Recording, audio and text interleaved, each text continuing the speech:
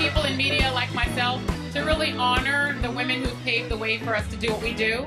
And there are some really incredible women who have made huge strides, both that I work with. I work with Andrea Mitchell. It's incredible. But I think here tonight, you have people like Barbara Walters, you have people like Couric that have done so much so that I could be here. And then just to look at the diversity of the group as well, I think it's great because they're showing that in all of these industries and walks of life, women are a presence to be reckoned with. And so that's important. I'm always so inspired by our honorees. They are remarkable leaders, remarkable women. They are role models in media. It's an exciting night. It is absolutely a wonderful event. It's always wonderful to get together when people are talking about great causes. And the Women's Media Center is all about great causes. We're about changing the image of women in media and about having effective programs that deal with women's issues, which are really all of our issues. So I'm so excited. The wonderful thing about this award is that I get to select a woman every year. And when you look at the women who are doing such amazing work all through the media and technology landscape, there are many good choices. For me, making the choice of Katie this year is a deeply personal one because we're good friends and have been colleagues too. But I'm just excited about the fact that next year I get to select another woman and celebrate another woman's career. So what the Women's Media Center is doing with these awards is pointing to the great examples that are everywhere in our media of women making a difference. Wonderful event. It's always wonderful to get together when people are talking about great causes. And the Women's Media Center is all about great causes. We're about changing the image of women in media and about having effective programs that deal with women's issues, which are really all of our issues. So I'm so excited. I love being here. I think what the Media Center is doing is amazing. They're really highlighting what's wrong in the media for women and girls and how to fix it and to train young women. It's amazing what they're doing. Well, I'm always thrilled to be here. It's been one of the organizations that has been the one I work for, and I've been working for them since they started. It's just great to be here today. Clive, of course, has recorded some of the greatest women ever known. So he's here to celebrate women just as I am. Listen, I'm all for as great right fulfillment and achievement as is possible, and certainly having worked so much with female artists from Joplin to Patti Smith to Whitney to Dion, Aretha, I'm in every way a supporter of the objectives of this organization. And it feels great to be here. I think this is one of New York's best events. I mean, I think it's great every year. I think it gets bigger and better every year. I think the Women's Media Center is having a deeper and deeper impact every year. I think things are really changing for the better. I think this is one of the reasons why.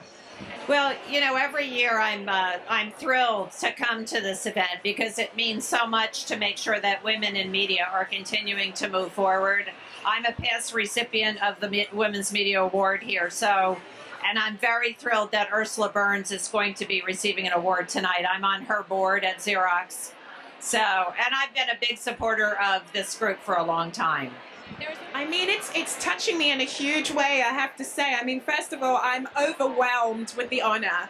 I feel so completely honored by this. It's an illustrious group of women that I'm included amongst. And these are women who have all inspired me in their own ways. And so I feel very blessed, a little bit nervous for tonight, but also really excited. It's a great evening, and the honorees are really, really special. And I know your radio show is syndicated now, so how does this feel? It feels fantastic. It's syndicated both nationally and internationally. It's in 110 countries with 9,000 broadcast stations, and it's also online with iTunes and at WMCLive.com. So it's getting better all the time. It's 3 years old, and it just keeps. I mean, the guests are amazing. Jimmy Carter, Christiana Amanpour, movie stars, but movie stars talking about real stuff in their lives, not frivolous stuff. It's great fun, and it's growing all the time. I can hardly believe it. The guests that she gets are incredible. The music is great. The interviews are great. Her commentaries are great. It's a great hour of radio. Oh, I think it's absolutely wonderful that there are more directors who are women these days directing films. I think it's been such a male-dominated industry for such a long time, and women can do anything that men can do, and we just need to realize that for ourselves, that even though we've been put down for so long, it is our time to really show our fangs and get out there and do our thing. I mean, look, I'm working in a business that is so male-dominated. The figures, vary anywhere between, 5% and 7% in any one year for women directors. And when it comes to women directors of colour, we don't even arrive at 1%. So it's always a challenge for me. And it's a challenge for me as a director to ensure that my projects also have women working behind the scenes also in other roles, other than my directing role, cinematography, editing, all of those roles. So I think, we're still in the middle of a big challenge, but all we can do is keep on keeping on in many ways, and it's one movie at a time for us. It means so much. It really couldn't be better. I started in television in 1969. You could count the number of blacks, African Americans, almost on one hand at that time. And to see what she's done, and it's just extraordinary. I'm thrilled. I think what's interesting is that there actually are a lot of black female directors. They just aren't getting seen. But I just came from a film series where there were 23 brand new, exciting new directors, and we're hoping to see them more in the mainstream very soon. Wow, this is wonderful. And organizations like this help bring attention to the efforts of women in news media, film, all different parts of the media. So it's going to be great. And as we see what we were talking about earlier, minorities becoming the majority in the next 20 years, you're going to start to see a lot of those walls come down. I think our issues are on the table now, and there's no going back. And I think we're getting stronger, and I think gender equality, gender pay equality, all the issues are on the table. Treating women entrepreneurs like male entrepreneurs, lending money to women. We are at the forefront now, and we're not going back. It's been really interesting to hear about Robin Morgan's journey, for example, who is the reason why I'm here today, and the women's movement from back in the day. I feel like it was more militant back in the day, and I do miss that sort of people who express their thoughts with gravitas without wearing a miniskirt and boots, Born in Florida, but I grew up in Mount Vernon. Yeah. Which is amazing. I work in Mount Vernon now. So how does it feel now? I mean, from back then you were doing radio, and now you're back to it now. I had a radio show when I was 4 years old. God help me.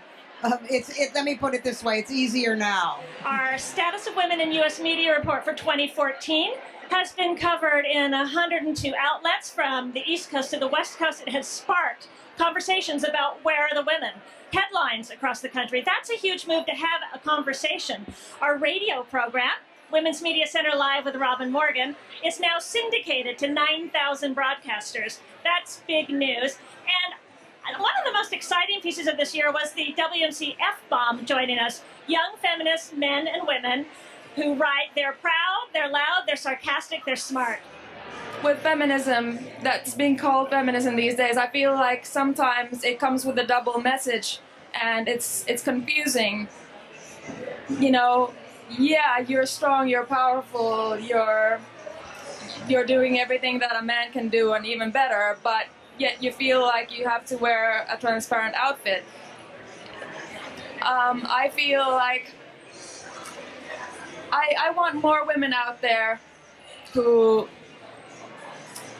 don't feel like they have to do that in order to succeed. I think feminism is having a really important moment. I think that young women are embracing it in a new way. Everything from Beyonce to women looking at, issues of sexual assault on college campuses. Women are being assertive, and they're being proud, and they're being very bold about asserting, our right to be a part of making the decisions in this country. We're the majority, after all. So I think that women are embracing feminism in a whole new way. It's having a new life. And I think that's important because, look, women need to be represented in a society where we are the majority. It's very important that we do it, so I'm very excited about it. Well, I think that in some places we've taken steps forward, and other places we've taken steps back. And I think that we just need to continue to make sure that the media has the equal point of view from a woman's perspective, and that there are women in the media that are making those statements on behalf of other women. And I know Jane Fonda, Gloria Steinem, and the Women's Media Center board have been focused to get women prepared to be better at being in the media. Well, feminism for me is equal rights. It just says equal representation, human rights. Women's rights are human rights, as Hillary Clinton so famously said, and we have to remember that every day. So feminism is about that, just being sure that everyone in this world is treated equally and fairly, and there's equal access to all opportunities. I don't see that changing. What has changed, perhaps, is that there are more numbers of us having access to opportunity, but we can never forget that there still aren't equal numbers of us.